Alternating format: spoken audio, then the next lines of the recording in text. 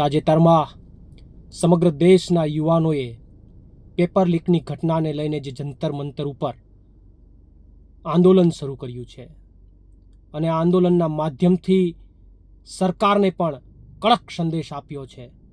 ધર્મેન્દ્ર પ્રધાનના રાજીનામાની માંગ સાથે ચાલતું આ આંદોલનની અંદર આ દેશના યુવાનો ઉપર અત્યાચાર થયો, એની ઉપર લાઠીઓ વરસાવવામાં આવી.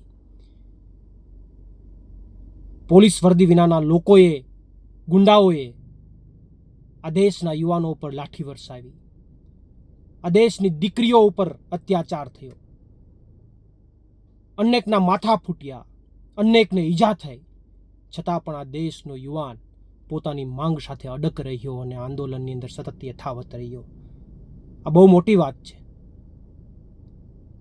આ જમાનાની અંદર આવી બધી પરિસ્થિતિઓનો સામનો કરીને પણ સતત અડગ રહેવું એ બહુ મોટી વાત છે. ત્યારે હું એ દેશના યુવાનોને બધાને અભિનંદન પાઠવું છું, આભાર વ્યક્ત કરું છું.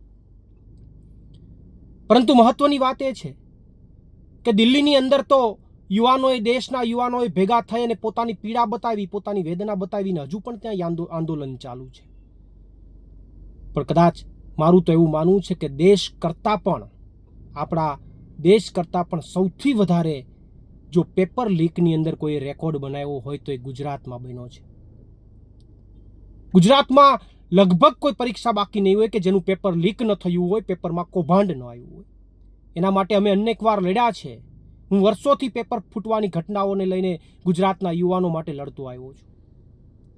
આપણે બધા લડીએ છીએ, પણ જે દિલ્હી જંતર મંતરની જે લડાઈ છે એ લડાઈ અત્યારે એને મજબૂત કરવા માટે, એને સમર્થન આપવા માટે ગુજરાતના યુવાનોએ બહાર નીકળવું જોઈએ.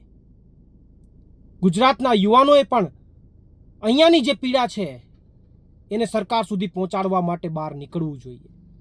અને એટલા માટે હું ગુજરાતના યુવાનોને અપીલ કરું છું કે આજે એટલે કે 23 તારીખે જેટલી પણ કોલેજો છે ત્યાં તમામ યુવાનો કાળી પટ્ટી પહેરી અને કોલેજની અંદર જાય અને વિરોધ દર્શાવે અને જે કોક્રોચિસ આંદોલન દિલ્હી ચાલી રહ્યું છે એની શરૂઆત ગુજરાતમાં પણ કરે.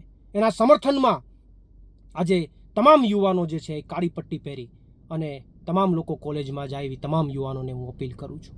અને સાથે સાથે આવનારી 25 તારીખે ગાંધીનગર સત્યાગ્રહ છાવણી ખાતે આ જે જંતર મંતર ઉપર આંદોલન ચાલી રહ્યું છે એના સમર્થનની અંદર ગાંધીનગર સત્યાગ્રહ છાવણી ખાતે પણ ધરણા ચાલુ કરવાના છે. ત્યારે આ ધરણાની અંદર ગુજરાતના તમામ યુવાનો ત્યાં ઉપસ્થિત થાય, કારણ કે સૌથી વધારે પીડા ગુજરાતે ભોગવી છે, સૌથી વધારે પીડા ગુજરાતના યુવાનોએ ભોગવી છે.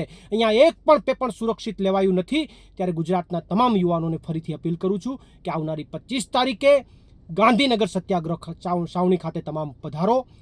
ચાલો ગાંધીનગર, ચાલો ગાંધીનગર. આભાર આપનો, પ્રવીણ રામ.